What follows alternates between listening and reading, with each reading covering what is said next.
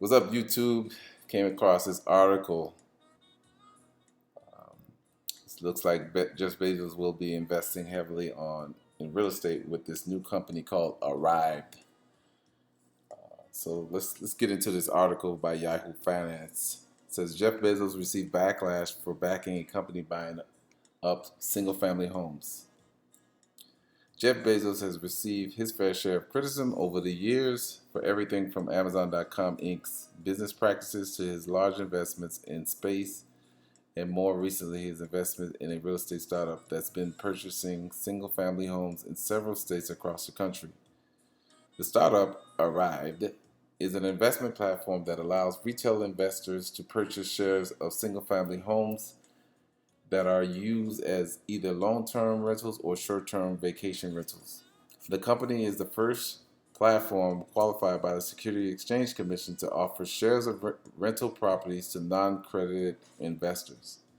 Bezos made an early investment in the company through his Bezos Expeditions Fund during the seed round in 2021, joining other profile investors like Salesforce.com Inc., founder Mark Benioff through Times Ventures, former Zillow Group Inc. CEO Spencer Rascoff, and Uber Technologies Inc. CEO Dara Khosrowshahi. Bezos made his second investment in the company earlier this year during Arrive Series A round. Arrive has been growing rapidly since its launch last year and has now acquired over 200 properties. Retail investors on the platform have fully funded 182 properties with a total value of $66 million. Whoa. The rental property investment offerings are priced at $10 per share with a minimum investment of $100. People are usually able to find a way to criticize Bezos for practically any move he makes, but the timing of his investment in Arrive has likely contributed to the amount of backlash. Several markets throughout the country saw record appreciation in home prices between 2020 and 2022, which put up ownership out of reach for many Americans. While several factors contribute to the rapid growth in home prices, many people have placed a share of the blame on institutional investors. According to the Pew Charitable Trust, investors accounted for 24% of U.S. home sales in 2021. And data from the National Association of Realtors says that institutional buyers made up 13% of the residential sales market in 2021. Interesting. During a hearing held by House Financial Services Subcommittee on Oversight and Investigation in June, Chair Al Green said private equity companies have bought up hundreds of thousands of single-family homes and placed them on the rental market. This removes from the housing market homes that might otherwise have been purchased by individual homeowners. The hearing didn't call out Bezos. The hearing didn't call out Arrive or Bezos, but several people have expressed their outrage on Twitter. Minnesota real estate agent by the name of Janelle Piazzina tweeted, "Some more families that can't buy in this market. The market is going to be F for a very long time." Um, as more and more institutional investors invest in the market, it's going to be a little harder for the average person to buy a home. But I mean, the market right now is doing really bad, so I can understand why they're investing in real estate.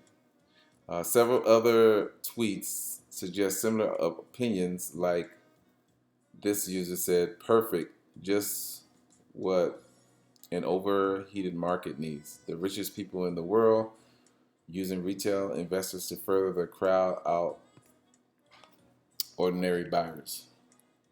Another recent tweet said, "This seems really bad. Admittedly, I don't fully understand, but I'm certain it's extremely expletive during a housing crisis, and I'm both angry and terrified all at the same time. But is a real estate investment platform really hurting the housing market?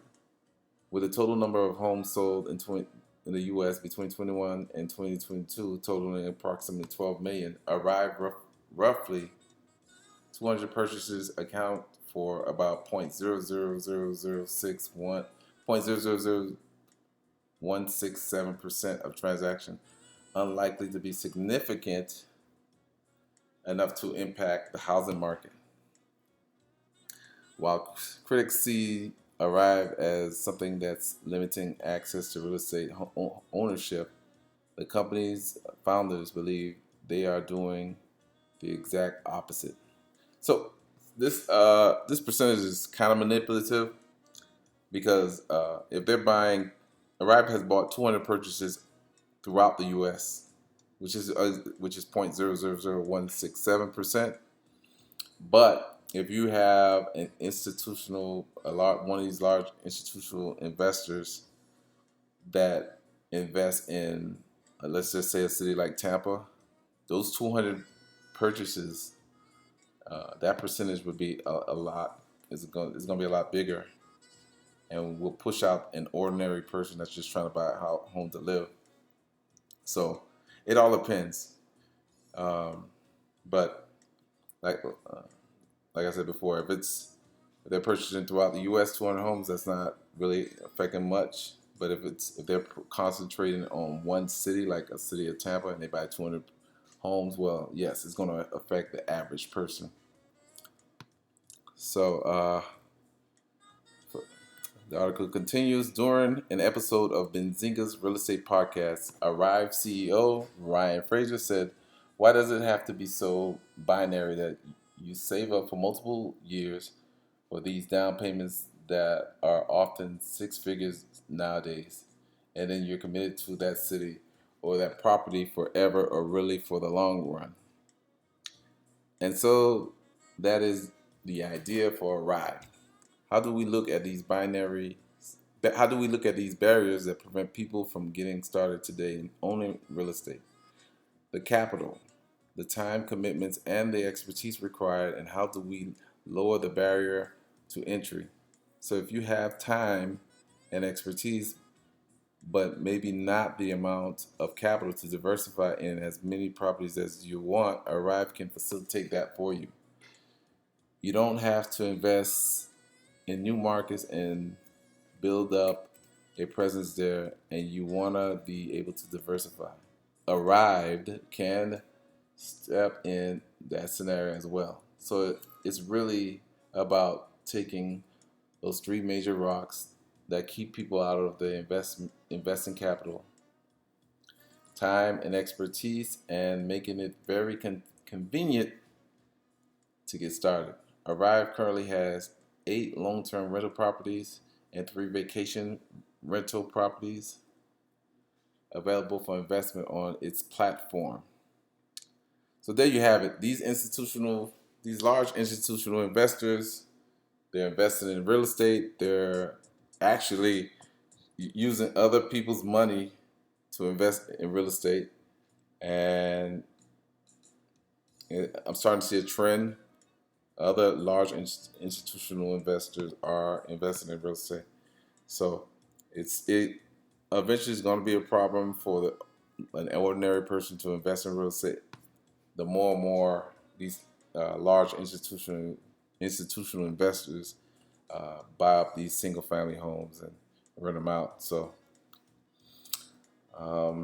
Jeff Bezos is a billionaire. I mean, he has to move his money around. It makes sense. So I totally understand. But this is the sign of the times. If you like this video, go ahead and hit the like button. And I'll see you on the next video. Yay, yay.